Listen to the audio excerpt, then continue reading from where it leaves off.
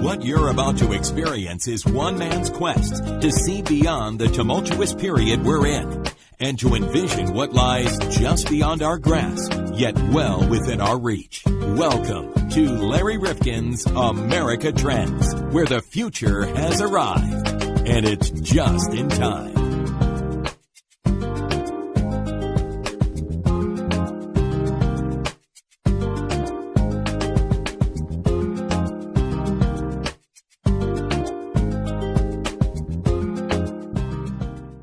Nicholas Eberstadt is with us from the American Enterprise Institute, and the book is called Men Without Work, America's Invisible Crisis.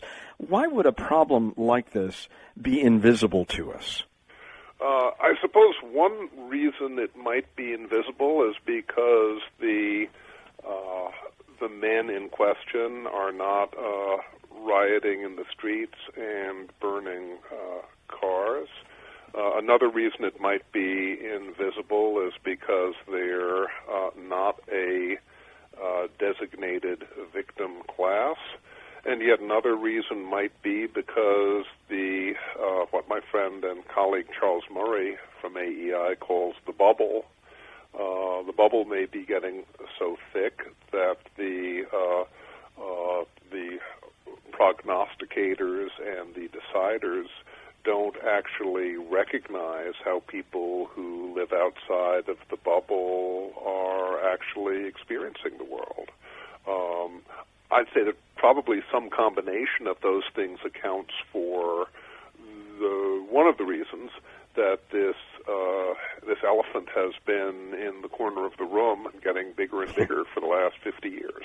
Well, you say in your book, in the introduction, it is almost never discussed in the public square. Somehow, we as a nation have managed to ignore this problem for decades, even as it has steadily worsened. And some might argue that the 2016 election clearly had people coming forward suggesting that they've been dislocated by this economy. Explain to us what that means in terms of what we saw in this most recent election. Well, I wrote and published this book before the November 2016 results were in. Of course, we could make the case that the Trump election, the Trump victory in 2016, was a sort of a wake-up call for people living within the bubble, that things outside of the bubble are a whole lot different than you might imagine. Otherwise, how could someone like Donald J. Trump be elected president? However we want to make that case, we can see that from about the year 2000 onward, there were strongly disparate trends in the U.S. economy underway. In terms of net wealth creation, the U.S. economy is still an absolutely unrivaled, unparalleled machine, creating more net wealth from the year 2000 to more or less the present than had existed before. 50 trillion additional dollars of wealth. 2 or 2.5 China's worth of wealth. On the other hand, in terms of creation of jobs, we saw a dismal failure. If we only had the same work rates, jobs to population rates today that we had back in 2000, there'd be over 10 million additional paid jobs. So when you think about it, a situation in which there's more wealth for the wealth holders and less work for the workers in dramatically differing directions of these trends kind of sets the stage for what you might think of as a kind of a classic populist reaction. And in retrospect, I guess we had a kind of a classic populist reaction. I guess we did. Let's go back and define who these individuals are and why perhaps at this time this is a different phenomenon. Because you say that beyond the employed and the unemployed, they're the unemployed, but they are not looking for work. How does that happen? Okay. Well, when we lived in a Dickensian world, let's say up until the Second World War, there really were only two employment status options for working-age men.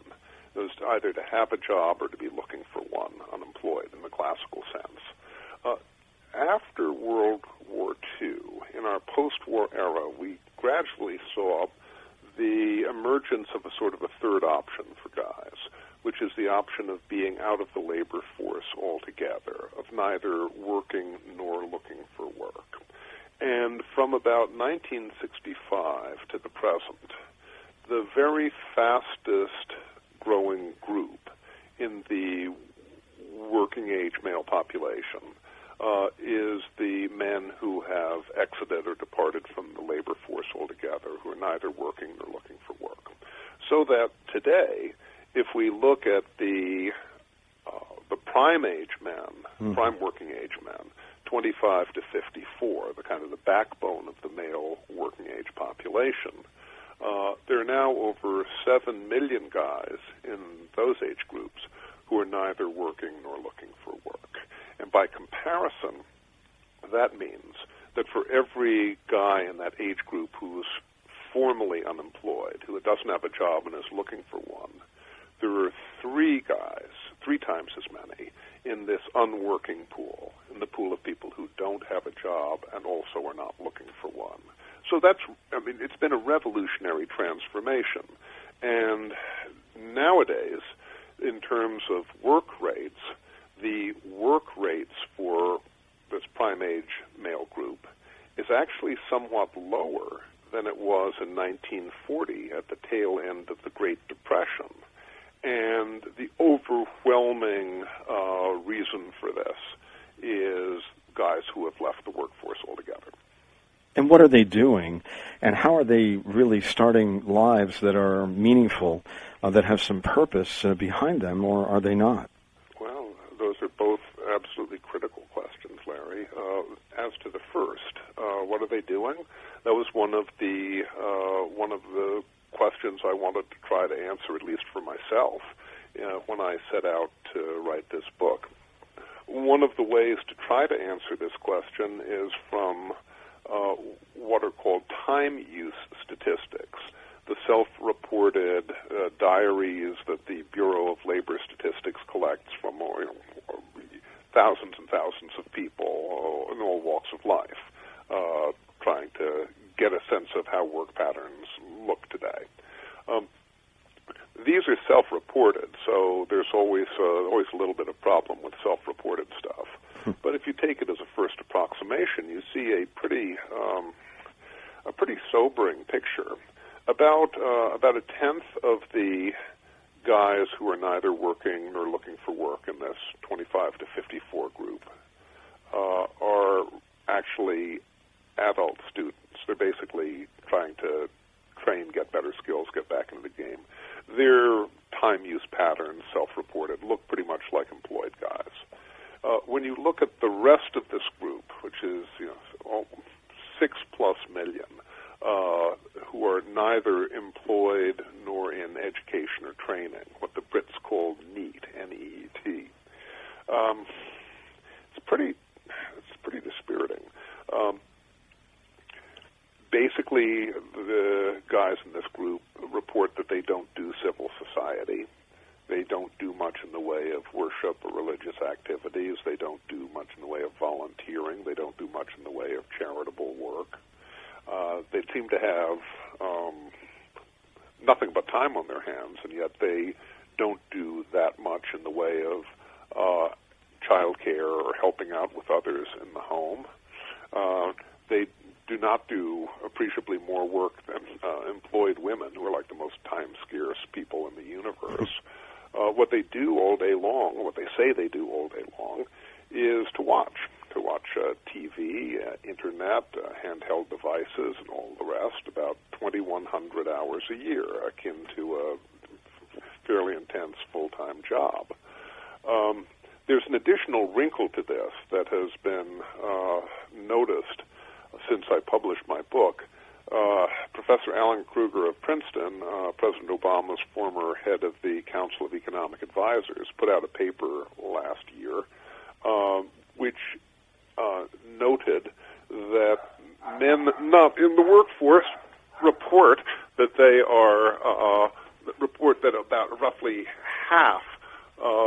We love dogs on this podcast. podcast. You love dogs. Yeah, but roughly half of them take painkillers, take pain pills every day, and so it's not just it's not just watching for 2,100 hours a year. In an awful lot of cases, it's sitting and watching stoned.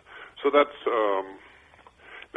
it's a very dispiriting picture. Yeah. I mean, when you think about it, I mean, we all looked at work as really being the first element of adulthood in terms of seriously thinking about a home and providing and really having all those normal connections we have in society. When you're not at all connected in those ways, we can only imagine what you call this immense army of rootless idlers tending toward obesity, popping pills. It's a very dispiriting picture. It's also really hard to see how one makes not just the commitments to civil society, but also to family formation, raising kids, all of that. The men who are not in the workforce aren't necessarily childless, but they're way less likely to have children at home than men who are at work. And so there's a whole additional aspect of pressure on maybe already fragile families, the whole influence or impact on kids. And in addition to all of this, there's the whole question of how this lack of vocation affects the guys themselves. And that's something I didn't really go into in the book, but I think any human being with any empathy has to wonder about that. Well, you also say that no other developed nation simultaneously floats such a large proportion of its prime age men entirely outside the labor force, neither working nor looking for work nor doing much of anything else. And we have so many other societies where we think of them as being more socialistic and perhaps enabling a lifestyle of certain choice without work. What about our society? There is a lot to that also in terms of disability payments and the like. Where does that fit in? Well, if we look at the labor force participation rates, this was a bit of a surprise to me. The percentage in the workforce as a percent of the total population group. For prime age guys in the U.S., we're at the very bottom of the rich Western countries, never communist Western countries. And I did not expect that we would be looking worse than, for instance, a country like France, which has got a very dirigiste economy, a very sclerotic labor market, or worse than Japan, which has had a generation of lost growth, or even Greece, which is always an extremis.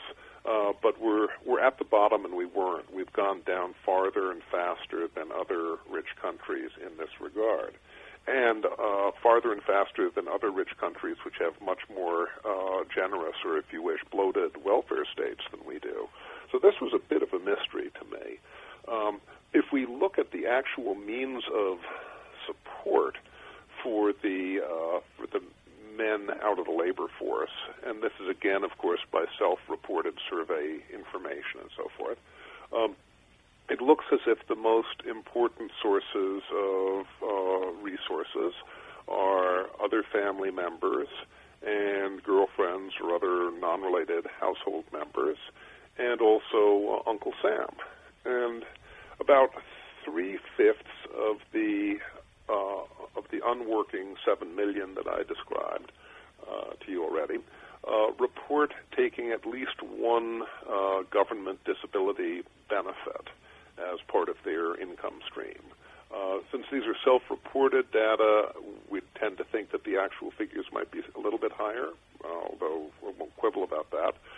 What we do know is that disability insurance eligibility qualifies you for a range of other means-tested or government benefits, including food stamps, and most importantly, the low-income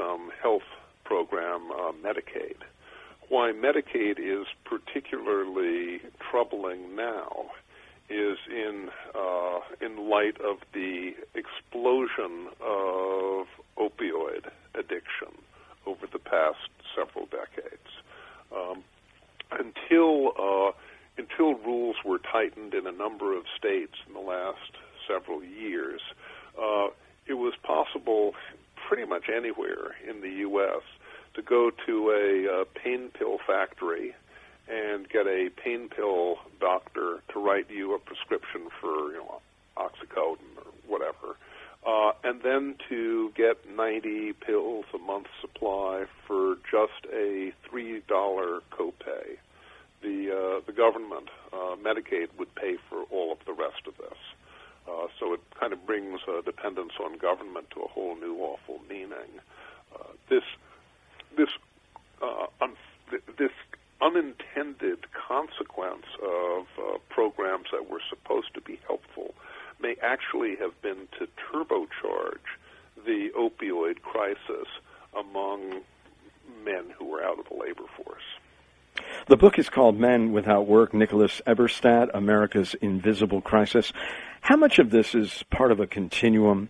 I know that I've spoken to Dr. Leonard Sachs, and he documents with some very compelling research about boys adrift in our culture, and how much of this is really starting at a very young age where they're losing interest, they're fixated with video games and the like, and therefore when it comes to really engaging in the true work of life, they're just not positioned to do that. And why has this phenomenon perhaps escaped the female population?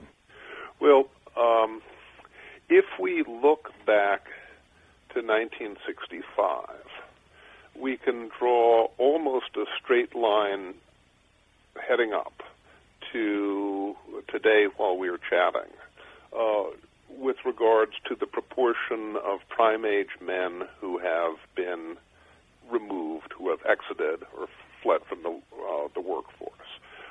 If you look at this, it's uncanny, because there's no sign of the Great Recession. There's no sign of other previous recessions. There's no sign of the boom times either over the last half century and more. It's almost like a straight line. So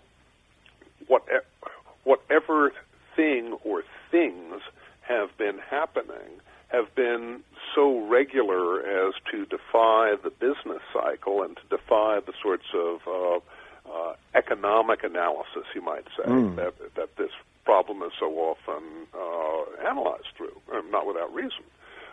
So it goes back generations, and there may be some intergenerational aspect of it, but obviously the ranks are growing, and the ranks are coming from outside.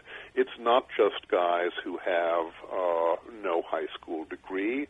About 40% of the men in the 7 million man army today have at least some college.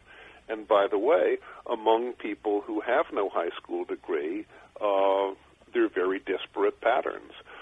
If you are a guy without a high school degree, but with a wedding ring, if you're married but without a high school degree today, your workforce patterns, your likelihood of being in the workforce is indistinguishable from a college grad.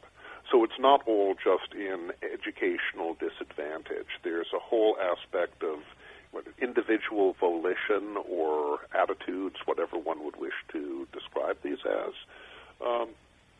Likewise, we know that African Americans are much more likely to be out of the workforce than Anglos. But if you take a look at the work rates and the workforce participation rates for married black guys, they're actually noticeably higher than for never married white guys. So there are other changes as well. This change in family structure. There are other things that have been going on as well that are part of the part of this whole huge saga. So if somebody wanted to attribute some of this to 2008, 2009, and male-dominated jobs really being hit by the Great Recession, construction, manufacturing, outsourcing, automation, you don't think that that really is a major contributory factor in all of this? Well, it's surely true. It's surely part of the story. I just don't think it's all of the story. I mean, if you certainly manufacturing work and heavy machinery work, that's mechanical work and stuff like that, that's always tilted towards guys. But it's also true that since the 1950s, the proportion of jobs in the manufacturing sector as a fraction of the whole have been steadily declining. They've been declining not just in the USA, they've been declining all over the Western world. And yet the United States has a uniquely poor performance for guys with respect to labor force participation. So that's happening, but something else is happening as well. I'll tell you one of the things I discovered in my book that really shocked me. I thought for due diligence, I should do a chapter when I thought I'd finished most of my homework. I thought I should do a chapter on criminality, crime, punishment. Yeah, I wanted to get to that. That's chapter 9. Yeah. I was shocked to find that the U.S. government doesn't collect any statistics on any regular basis about employment rates for people who have a criminal conviction in their past. And I dug a little further, and I found out the U.S. government doesn't collect any information at all about ex-felons on any sort of comprehensive basis, not about their income, their work, not about their family, not about children, living arrangements, health, nothing. It's like non-persons in that, invisible, let's say. And it looks as if this group is not quite a tiny, invisible little group. Some very compelling demographic research by non-government researchers, scholars at different universities, suggests that this invisible population of felons or ex-felons not behind bars now numbers something like 20 million persons. And that works, they're overwhelmingly guys, of course. So that's something like 1 out of 8 adult guys has a felony conviction in his past and is not behind bars. And, of course, it's going to be more than 1 out of 8 for the prime age male guys. And we don't collect any information at all about their work profiles. I looked a little into this myself through some non-government surveys, and what was suggested, what was suggested by the stuff I came across was that irrespective of a guy's age or ethnicity or educational attainment, he was way more likely to be out of the labor force if he'd gone to prison than if, let's say, he'd only had an arrest. And if he'd only had an arrest, he in turn was much more likely to be out of the labor force than if he'd never been in trouble with the law. Now, this does not tell us why that relationship exists. It doesn't tell us if it's discrimination against people who've been sentenced. It doesn't tell us if people have lost their skills in prison. It doesn't tell us if people who get in trouble also tend to be the sort of people that employers don't like to hire. But it's, I think, a huge, invisible, unobserved part of this overall problem. And, of course, especially since the 1980s, this has been a bigger and bigger phenomenon in U.S. society. And how can we call this a corrections institution and our attempts to bring people to a fuller and richer life once they have served their time if we're not documenting what the results of that experience have been and where they've gone since? Well, I mean, it seems kind of shameful or scandalous to me that we wouldn't even go to the trouble of trying to collect the information on the circumstances of this enormous group of people. I mean, among other things, if we want to get people back into the economy and back into society after they've served their debt to society, we'd want to have the evidence for evidence-based policies. And right now, we're just kind of in a swamp of anecdotes if we try to deal with this in any sort of rigorous way. Absolutely. Now, I know as part of the scholarship that goes on at the American Enterprise Institute, you've got a number of other individuals taking a lot of the great work that you've done over the years, Nicholas, and looking at getting men back to work solutions from the right and left. And we are including in our podcast, in addition to our interview, one with Robert Dorr, who is one of the co-authors. But tell us your book, Chapter 10, What is to be Done? Give us your thoughts.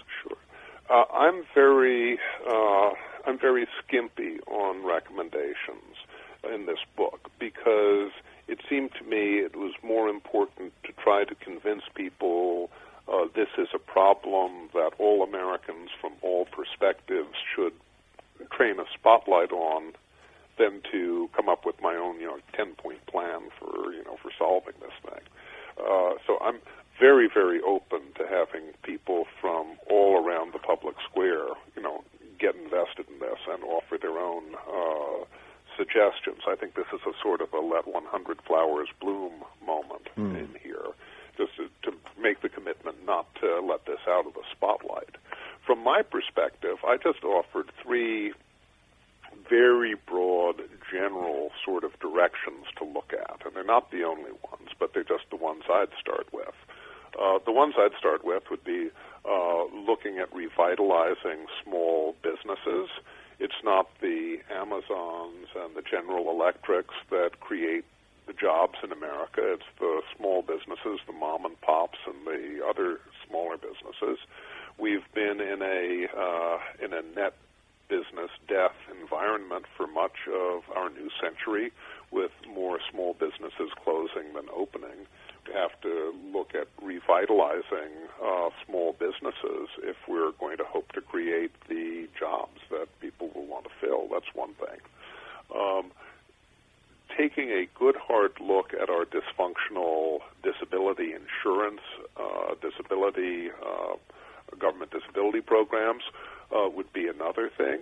Of course, we set these up for the decent reason of providing for people who can't provide for themselves because they're incapacitated. But there are all sorts of perverse, unintended consequences going on with the real existing system now. It incentivizes helplessness and dependence. An overhaul that moved towards a work-first principle, I think, would be a much healthier situation for America. It would address this terrible loss of potential that we have, human dignity as well, in the existing disability insurance system. It might turn out to be more expensive, but this is something I think we should look at. And then finally, I mentioned the 20 million invisible Americans with felonies in their backgrounds who are not behind bars. It seems to me it would be so unspeakably easy to kind of flip the switch and get the statistical information on the circumstances and conditions of these Americans. It's beyond me why we haven't done this. It could be done quite simply and quite inexpensively, and once we had that data, that information, I think we'd be much better placed to reintegrate, or to see how we're doing in reintegrating people who have been sentenced back into American economic life and social life. I want to thank you so much. You called it a silent catastrophe that oftentimes is neglected by those of us who communicate for a living, and I thank you for this last half hour sharing your thoughts and your data with us on men without work. Thank you again. Thank you so much, Larry. If you liked this episode, please leave us a kind rating or review. I'm on my hands and knees. Please do it on iTunes, because your review is really critical for us to continue providing this podcast. And John, I know that iTunes looks at this. They want to make certain that we have some rankings, some visibility, and that we're getting some traffic, and then they give you better positioning. Absolutely. And this way it'll put us in the forefront so you can find us much easier on your iPhone or or Android, whatever you may be using. And they may even send you out an alert. So please, if you can, don't miss a single episode of America Trends Podcast. And, John, they can subscribe on iTunes or Stitcher.com. And also subscribe on our website. Oh, absolutely. We send out a little blurb, and we can also take your emails there at newsletter@rifkinradio.com. That's another way to get us. And we do not sell or share no our lists. spamming, nothing. Well, I don't know. Does anybody want our lists? I don't know, but we don't do it. Good question. Even if they asked us. Even Nobody's if they asked us. But. Right. And when you do subscribe, let us know on Facebook and Twitter. We're getting very active on Facebook and Twitter. Our handle on both platforms, and John, this is really easy, @Trends Podcast. That's it. That's real easy. You like that? Did you get that? I got that. Okay. I'm going to have to give check you it a out quiz. now. I'm going to have to twit it. We want to thank you, of course, personally for subscribing. And we also would like to get some of your ideas and questions for future episodes of America Trends Podcast. And that's important, too, because we're all over the map.